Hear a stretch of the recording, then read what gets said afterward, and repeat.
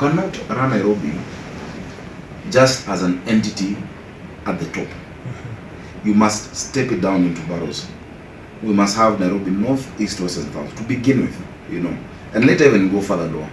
That the challenges in Kayole, by the way, are not in any way similar to the challenges in Roysambu. The person dealing with the roads of South Sea and garbage collection in South Sea should not be the same person also dealing with potholes in Westlands. Yeah? Because that disparity is what creates lack of accountability. That when you ask them, what is wrong in Kapiti Road? What is happening? They say, no, I was dealing with an issue in Oreshapara. When you ask what is happening in Mukuru Kwanjenga, there's a crisis in Madare. And so things get lost.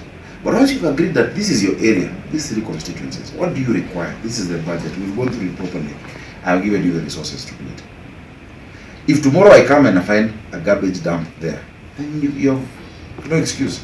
You go home. You've lost your job. So once you have that, you step down accountability to those levels, then you'll be able to have a hand. And in fact, now the governor has more time to just see what his managers are doing. The Urban Areas and Cities Act provides for the position of a city manager. Yeah, I will have actually 4 city managers to begin with. And that same structure of CCs you find at the top, it will be there. There will be somebody. If you're in Buruburu, there is no need for you to go to Adams Arcade to look for Nairobi water. Yeah. If you're in Tena or or Donholm, your issues, even of your rates and whatnot, will be sorted out at the Nairobi County offices in that area that focuses on that issue and has people from that area who understand. The other thing they didn't do, they didn't take advantage of our area resident associations. We have strong resident associations. During Christmas, I was interacting with this one from Nyayo and Nyayo Bakasi, and they brought this Christmas truck for the kids. I'm sure you saw that. They know their issues. They know what they need. The people need there. The ones in Karen and Langata know what their issues are. The ones in Buruburu, the ones in Kasarani know. Why don't you incorporate them into the leadership of the city? You incorporate them, one, by recognizing them. And one of the bills are sponsored again is the Area Resident Associations law that incorporates them into decision making. And you do something called participatory budget making. Huge accountability because it is their money and it's their project. That is why you never hear issues of corruption in a chama, or in an estate group. Because they know, Babarani are choosing party, Babarani will.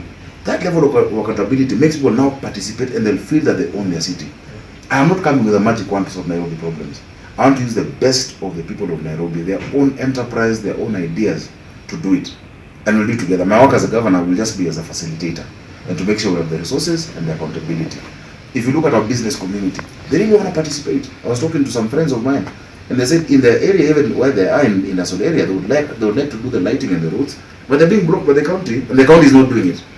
NMS, they're blocking them, but NMS themselves are not doing it. Why not let them do it? Why don't you get corporates and say, you guys want to plant trees in this city and green it? Yeah, this corporate can take that part of the city. You can do your branding if you want, but make sure the trees are growing, the environment is clean, and involve the young people there. The young people will then be employed. When there was kazi mtaani, crime went down in Kibera by 47%, even during the NYS times. So those are some of the ideas that want to cooperate, that will be inclusive, and that's the difference between the last 2 administrations. Mine will not be a one-man show.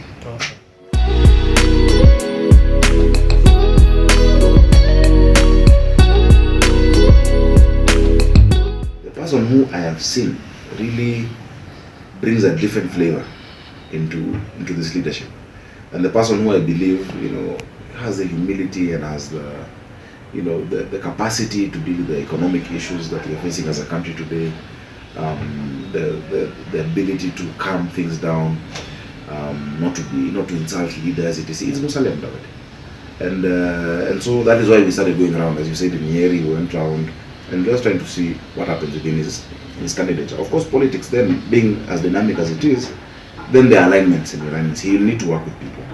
And one of the people he's chosen to work with is the Deputy President, William Ruto.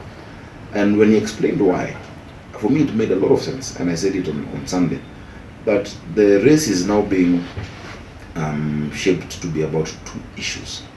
Yeah, there are those who feel that a few leaders being united at the top, a few leaders and big names, being united is what will give this country prosperity, and Kenyans will be united. Then there's another group that says that it is about the economy. Musalia Mudavadi has been consistent about the macroeconomics, about the public debt, the issues of taxation, huge government wastage in spending, about reducing that, and taxes.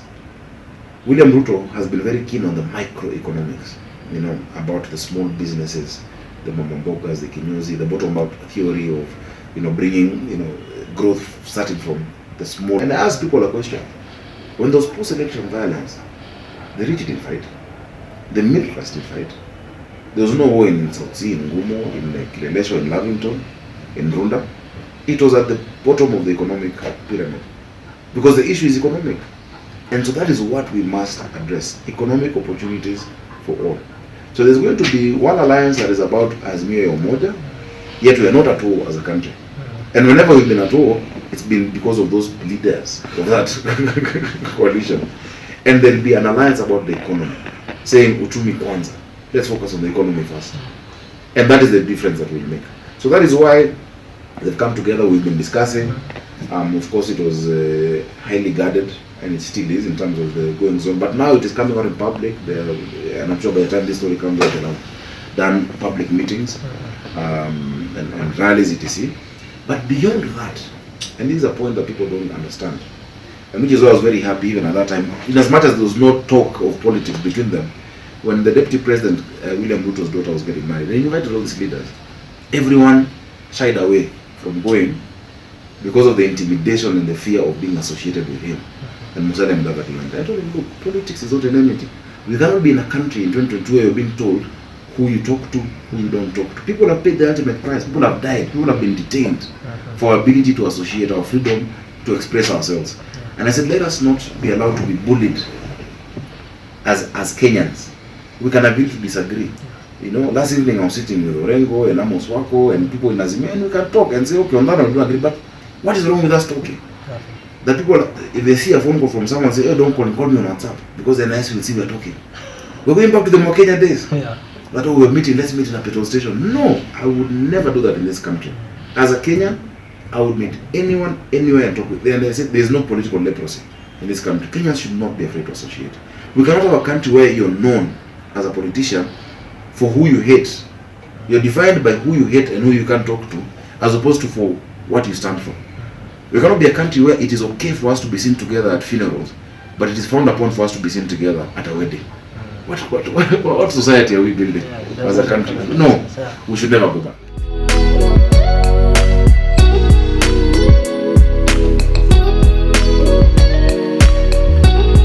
For me, they both have been my friends. I think it's disheartening that they had to have such a split. And it began like a small thing. This one misunderstanding leading to another. And you see what happens is that people around you don't help. So the people around the Deputy President are the ones insulting the President. The wound becomes bigger. Then people around the President are the ones insulting the Deputy President. The wounds become bigger and bigger and bigger until it becomes untenable to talk.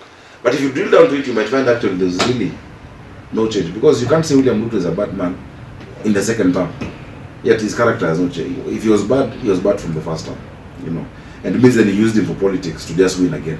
What is it that you didn't know about him that you've just discovered? Yeah, and from the Deputy President's side, I think he has allies who had shown a lot of disrespect to the President as well. I think each of them has a part that they've played. But to tell me the actual point of departure, that he said this or has done this or has stolen this, I think the President will have to tell us after his term, or maybe even before the end of his term. Because you can't put a finger to it. Yeah.